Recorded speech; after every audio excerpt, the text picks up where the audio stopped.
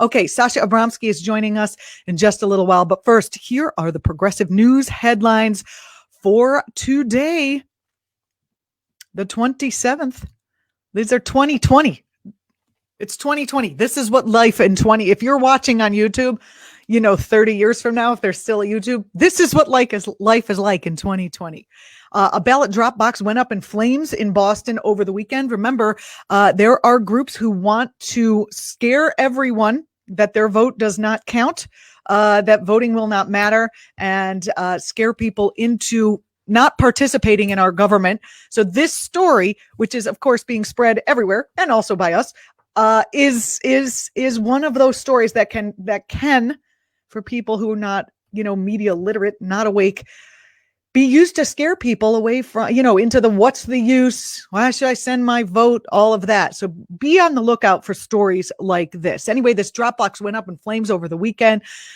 It was in the Back Bay neighborhood, which is an expensive area to live. So I don't know who they're targeting, these people. The firefighters doused the blaze by filling the inside of the box with water where dozens of ballots had been destroyed. Dozens isn't so bad. 100,000 is bad, but that didn't happen. The incident is at least the second alleged arson attack this month on ballot boxes, which have emerged as a popular option for the record numbers of Americans voting remotely. 2 is not that bad across the country, right? So let's be careful not to blow this out of proportion and decide not to vote by ballot box. Vote any way you can vote. In Southern California, there were 100 ballot boxes endangered when a drop box was set on fire, but it worked out. Anyway, ballot elections, Boston elected officials are asking anyone who used the box after 2:30 p.m. on Saturday to contact them, and they will be able to get a new ballot. So that is an exciting thing. People are trying to protect the election as much as they can.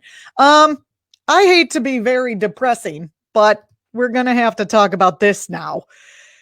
Coney Barrett is now officially a United States Supreme Court justice after one of the most rushed confirmation processes in history. I mean, her views are almost less egregious than the fact that she has no experience. They just put some lady with a law degree with, extremist views on the court. And I don't know how we were powerless to stop that. AOC had just 3 initial words to say on Monday night after ACB was sworn in: expand the court.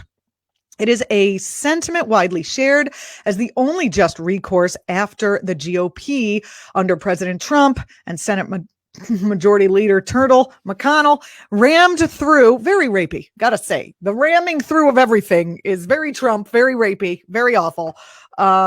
Anyway, this is the 3rd justice that the nation's highest court in less than 4 years. He doesn't even have a popular mandate. He lost, remember, by 3 million votes.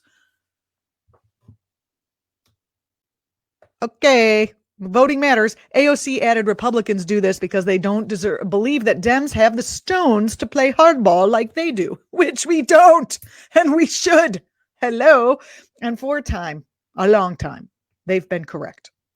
But do not let them bully the public into thinking they're bulldozing, this is AOC, is normal, but a response isn't. There is a legal process for expansion. I've got a clip here of AOC. This is the kind of thing that you don't want to miss. So let me just switch over and share that. Hold on a second. This is good stuff. Our right to health care is on the line. Labor and union protections are on the line. Our climate is on the line. With an early appointment, all of our rights, the rights that so many people died for, voting rights, reproductive rights, healthcare rights, all of those rights are at risk with this appointment. And so we need to make sure that we mobilize on an unprecedented scale. Check it out. Finally today, this is something important we need to discuss quickly. Before we move on to Sasha Abramsky, and thanks everyone for just sticking with us. I always have the same problem of my mic going mute after I play a video. I need some suggestions. Put them in the bottom thing. It's very hard to do both the content and the mic running at the same time. I wonder if our intrepid producers can do that from the back end. It'll be helpful. Anyway, the U.S. Supreme Court delivered a victory for the Republican Party yesterday by barring the crucial battleground state of Wisconsin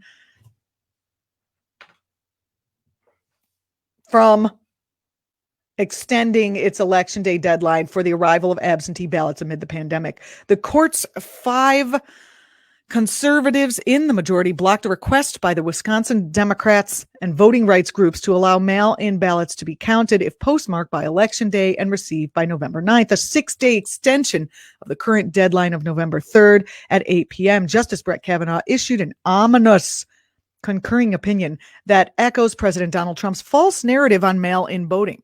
Remember, it's false. What he wrote was that states like Wisconsin want to avoid the chaos and suspicions of impropriety.